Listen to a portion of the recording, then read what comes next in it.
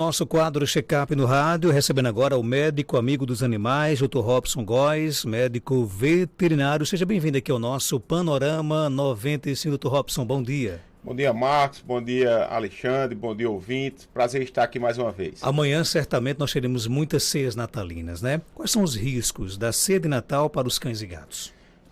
É um tema que sempre a gente aborda, a questão, muitas vezes, das toxinfecções alimentares, né? A ceia natalina, ela é repleta, onde as pessoas conseguem, né, fazer essa ceia natalina, ela de alimentos que são palatáveis, que são gostosos, né, são atrativos para os pets, para os cães e para os gatos. E também tem aquelas pessoas que chegam no domicílio, que é avó, tia, mãe, que se reúnem para fazer aquelas festividades e tem o hábito, né, daquele cachorrinho, daquele gato tá ali no pé dela pedindo alguma coisa, e essas pessoas ofertarem ali um pedacinho de peru, uma coxinha de um frango, né, algum petisco, algum alimento ali para aqueles animais que eles não são acostumados a comer. Consequentemente, por eles não terem esse costume de se alimentar daquele tipo de alimento, faz com que eles possam desenvolver alguns quadros como vômito, né, como diarreia, e pode desenvolver quadros mais graves, né, que seria aí um quadro de, por exemplo, pancreatite, né, uma toxinfecção alimentar. Isso aí a gente está falando do alimento que é dado desculpa aí, mano. Um alimento que é dado ali na hora da ceia, né? E ainda tem os alimentos que sobram e as pessoas, por exemplo, colocam no lixo esse alimento, né? E os gatos vão ali rasgar, os cachorros vão ali rasgar esse lixo e, consequentemente, também vão se alimentar, que esses alimentos já estão muitas vezes em putrefação e, consequentemente, faz com que ali esse animal cause uma intoxicação alimentar, né, uma toxinfecção alimentar. E também tem alguns alimentos que são tóxicos, principalmente para os pets, né? Que aí são alimentos que são condimentados muitas vezes com cebola, né? Que a cebola ela pode causar hemólise nos animais. Ali muitas vezes tem uva ou uva passa, né? Que essa uva ou uva passa ela pode causar uma lesão, dependendo da quantidade que seja ingerida, pode causar uma lesão nos rins, né? Que ela é nefrotóxica. Tem também às vezes chocolate, que as pessoas dão um pedacinho de chocolate e o chocolate tem até bromina, que também é tóxica para os cães, né? Então tudo isso aí faz com que a gente desperte a preocupação de, durante a ceia natalina ou pós a ceia natalina, acondicionar bem, por exemplo, o lixo, colocando ele suspenso para evitar que seja rasgado e um cão ou um gato vá ali se alimentar. Porque se deixar no chão já era. Se deixar no chão, eles vão rasgar ali, Marcos. E ainda tem, por exemplo, outra coisa que a gente tem que despertar, aqueles papel alumínio, né, que o pessoal envolve muitas vezes para cozinhar e fica com gosto, né, fica com sabor de comida ali, de carne. E principalmente os animais de rua fazem a ingestão desses papel alumínio e eles vão causar diversas lesões a nível de estômago e intestino. Também é preocupante, né? A outra preocupação é, se você vai fazer a ceia natalina, prenda seus animais, né? Prenda seus cães, prenda seus gatos, para que não corra esse risco deles estarem pedindo ali por baixo da mesa, e uma pessoa que chegou muitas vezes por boa vontade, né? Por boa vontade, foi ali e ofereceu um pedaço de carne, um pedaço de alimento ali, que o animal possa desenvolver um quadro mais grave, chegando até muitas vezes uma pancreatite, chegando a óbito. Então, da ceia natalina, tanto o cão como o gato não pode comer nada? Ideal não. né? O ideal é que você não ofereça nenhum tipo de... A não ser que ele já seja acostumado a comer aquele alimento. Aí sim, se ele já é acostumado a comer, eu não vejo o menor problema. Mas se ele não come nenhum tipo de alimento que está sendo ofertado na ceia natalina, você corre um risco de causar um problema mais sério para o seu animal. Com relação também à bebida, por exemplo. Marcos, É pior ainda. É pior ainda. Olha, teve um ano desse que uma pessoa ofertou cerveja para o animal da sobrinha, né? Eu lembro bem do caso, né? E assim, foi um desastre, né? Foi um quadro extremamente desastroso. E eu não aconselho você fazer isso, porque você pode estar causando a morte desse animal. Tem pergunta aqui no nosso WhatsApp, 992053030. Vamos lá, bom dia. Bom dia, doutor Robson. Aqui é Maria César de Baixo Soledade. Eu tenho uma cachorra, o nome dela é Branca de Neve. Acho que ela não tem nem um ano ainda. Mas, doutor, ela come tudo. Tudo que ela encontrar, ela come. Ela come prego, come caco de frito, se ela encontrar. O que é que o senhor pode me dizer se é verme? Manda me dizer alguma coisa para mim? E perigoso também, né? É perigoso, ó, Marcos. A questão de corpo estranho, se você tiver ideia da quantidade de corpo estranho que a gente tem de operar, né, que a gente tem de fazer a cirurgia para retirada desses corpos estranhos, de bola, de sacola, de meia. É uma quantidade grande que a gente tem de fazer essas cirurgias, porque aqui em Caicó você pode fazer a remoção através de uma sonda esofágica, né? Um capturador você pode fazer, mas aqui a gente não tem por laparoscopia, tá? O que eu posso orientar a senhora primeiro ver se esse animal ele não está com uma deficiência de fósforo, né, que causa depravação de apetite, ou se ele não está com um quadro de anemia e com uma deficiência de ferro, para também estar causando isso aí. Ver a questão se a vermifugação está em dia, porque a vermifugação faz com que esse animal tenha uma deficiência de vitaminas e minerais. Ver se a boca dele já nasceu todos os dentes, porque muitas vezes esses animais mordem, tentam morder esses objetos na intenção de facilitar a troca dentária dos dentes descidos para os dentes definitivos, tá?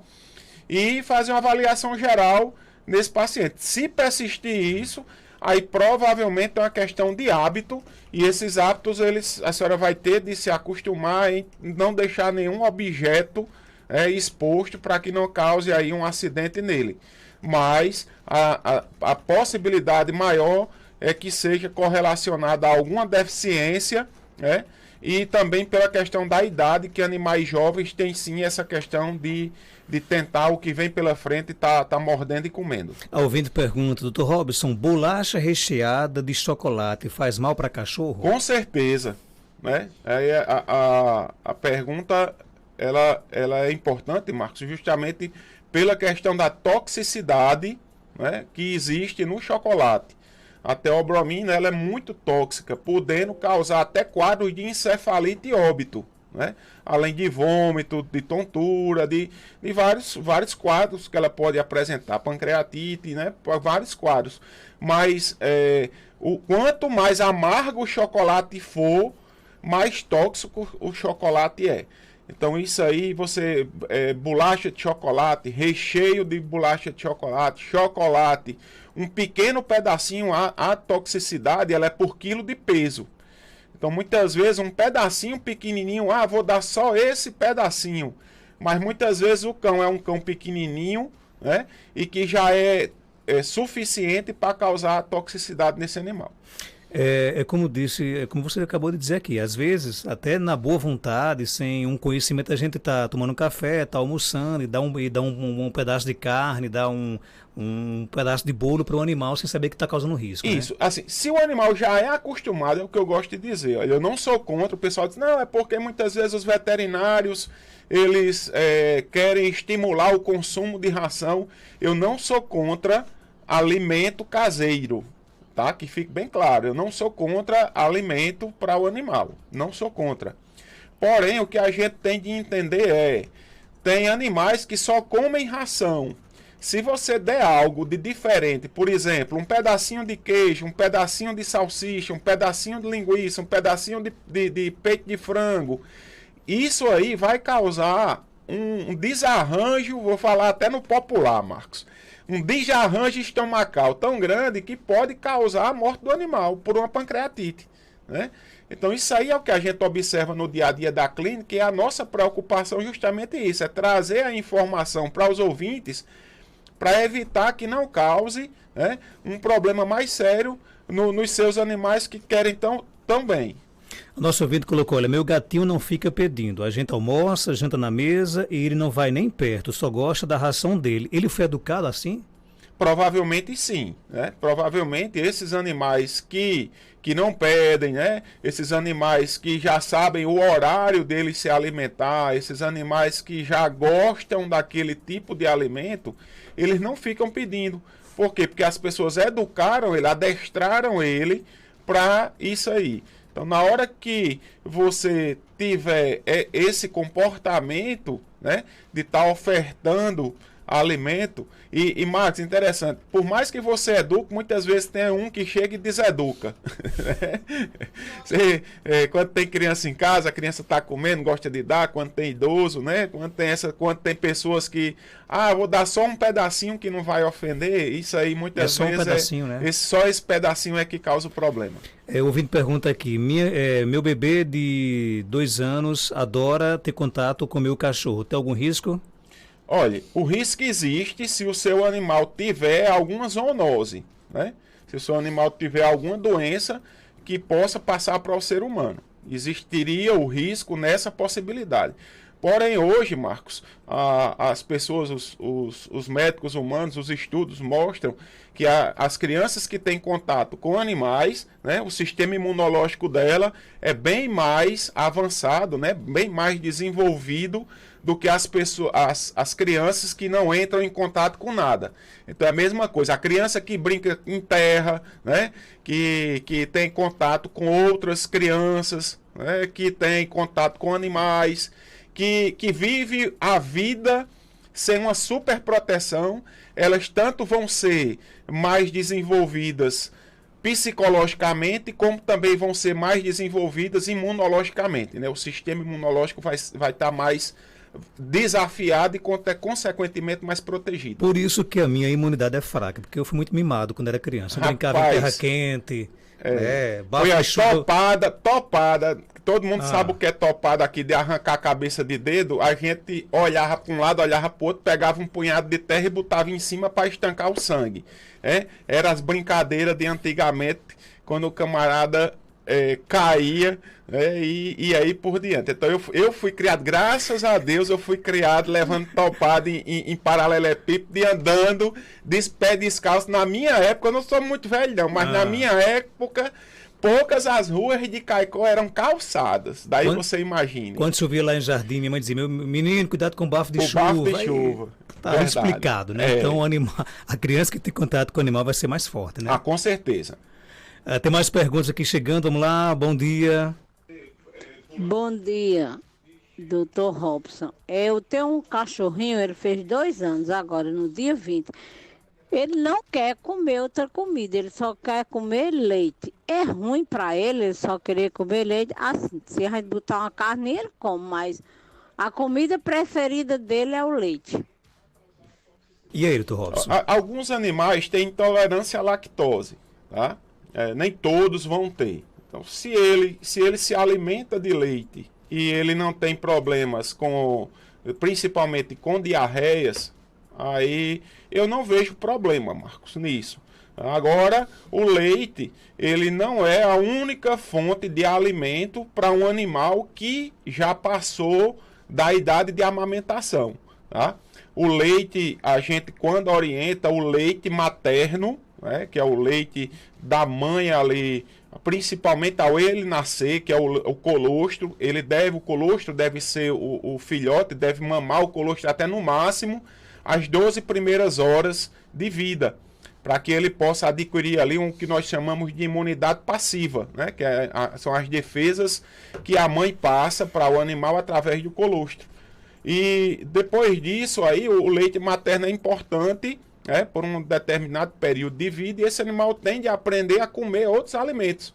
Agora, se a senhora dá leite e ele não tem problema nenhum nutricional, se ele não tem problema nenhum de intolerância, se ele não tem nenhum problema, eu não vejo problema em continuar fornecendo leite para ele. A ouvinte quer saber se Danone ofende para o gato. Não vou ter, vai ter problema também não. Se ele não tiver a questão de intolerância à lactose, eu não vejo problema, né? Tem animais, Marcos, que tem sim problema à intolerância, cães e gatos, à lactose, como o ser humano também tem, mas se você fornece, ali você está fornecendo ali lactobacilos, você está fornecendo um alimento, já que o Danone ele vai ser considerado como um alimento. Agora também você vai estar fornecendo ali conservantes, você vai estar com aditivos, né, que pode estar causando algum problema para ele. Outra pergunta, o ouvinte quer saber o que causa glicose nos animais, que glicose alta, diabetes. Olha, a diabetes ela é uma doença, né? Então o animal ele pode ter, por exemplo, a diabetes mellitus, que é uma doença que ele já nasceu com ele, é predisposta para que ele possa desenvolver. E se você fornece alimentos, né, que esses alimentos aí, muitas vezes, você não está dando açúcar propriamente dito, mas você está dando um tipo de alimento para ele, que esse alimento vai se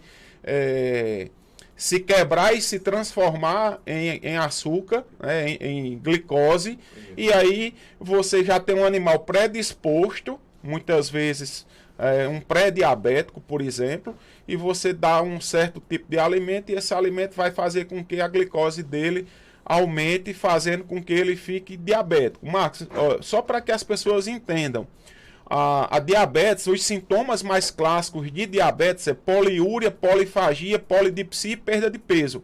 O que é que significa isso? Poliúria, o animal urina muito. Polidipsia, o animal vai beber muita água. O animal come muito e perde peso. Polifagia seria comer muito e perda de peso. Então esses 4 são sinais clássicos de diabetes. Se seu animal tem essas características, você já suspeita, procura um auxílio de um médico veterinário para que possa fazer exames bioquímicos, principalmente a dosagem de glicose, tem a frutosamina que você pode dosar, e você fazer aí nos bioquímicos se o animal é diabético ou não. Você pode fazer também a questão de exame de urina para saber se o animal está eliminando glicose na urina. Tem várias técnicas de você fazer. Identificou que esse animal é diabético, faz a curva glicêmica dele. Consequentemente, posterior, você vai ver se o médico veterinário vai fazer aí ou um tratamento conservador, ou se vai fazer uma mudança nutricional com ração para animal diabético, se vai fazer uso de insulina, se é necessário, qual a insulina vai usar, e a periodicidade da administração dessa insulina. Tem pacientes que ficam com o uso contínuo de insulina para o resto da vida. Tem mais perguntas aqui no nosso WhatsApp. Bom dia. Estou observando aqui a Aparecida Lúcia de Florânia, vocês falando aí sobre o animal que é acostumado a comer um alimento e de repente come outro. Eu tinha um cachorro aqui, um fila com dogma, no meu sítio. E ele já tinha tido a doença do carrapato, mas tinha sido tratado, que é justamente ele já tinha o intestino um pouco fraco, devido à doença. Aí um certo dia, a alimentação dele era toda cozida, comia ração. Um certo dia uma pessoa jogou mortadela para ele, com plástico, com tudo. E ele comeu e dessa mortadela, nunca mais ele teve saúde e chegou a óbito. Ainda levei a 2 veterinários, mas não teve jeito. Que você acabou de falar aqui. É isso aí, Marcos, a gente acabou de falar. Marcos, mais uma coisa importante que assim, a gente tem de sempre estar divulgando isso, e você fica até... você não gosta que a gente divulgue o tamanho da audiência, que o seu programa tem, uma pessoa de Florânia. Eu gosto. Sim. Você gosta, né? É bom saber, né? O tamanho da audiência sua, que a gente sempre escuta o pessoal de Equador, o pessoal de Santana do Mato, o pessoal de Florânia, Serra Negra. Então sempre a gente vê o tamanho da audiência que a Rádio Rural tem, que o seu programa tem. E assim, é muito gratificante para nós também, para mim como profissional, saber que a nossa voz está chegando, as nossas orientações estão chegando a vários locais aqui da região de Seridó, do Brasil e até do mundo, né, Marcos? Você já está aqui conosco, doutor Robson, há quantos anos? Faz muito tempo. Pois já. é, né? Tomara que continue mais. Já tem viu? gente que já está com raiva de eu estar aqui, querendo Jamais, que eu vá embora. De jeito nenhum, né? A sua participação é exemplo aqui dos outros profissionais e são maravilhosos. E se o programa hoje ele tem esse sucesso, graças a Deus, né? Isso também se deve muito a vocês, profissionais da área de saúde, outros profissionais da área jurídica, né? É um complemento, né? A gente tem que dividir tudo isso. E quando você diz, você não gosta, é porque aumenta mais a nossa responsabilidade. Você vê, a gente está falando para Florânia, para Equador, para São Bento na Paraíba, a gente está falando para milhares e milhares de pessoas. Verdade. Né? Que bom isso. E obrigado aí pela parceria, tomara que permaneça por muitos e muitos anos. Né? Dr. Robson, ele é médico veterinário, está na clínica Veteripet, na rua Augusto Monteiro, 569, aqui no centro de Caicó. Telefone 84-3421-1263. Você pode seguir, inclusive, a Veteripet no Instagram, @Veteripet. Feliz Natal para você, para toda a família dessa clínica maravilhosa, né, que é a Veteripet. E algo mais a acrescentar, pode ficar à vontade. Desejar a todos os ouvintes, né? Desejar a você, toda a sua família, a família da Rádio Rural, Joelma, Alexandre, Geraldinho. Apareceu por aqui hoje, né, Joelma? E os outros. Você já está com ciúme, deixa Joelma quieta. Desejar a todos os ouvintes, a toda a equipe da Veteripet um Feliz Natal, né? Espero sexta-feira estar aqui para desejar também um Feliz Ano Novo para todos os ouvintes. 8h03. Daqui a pouco a gente volta com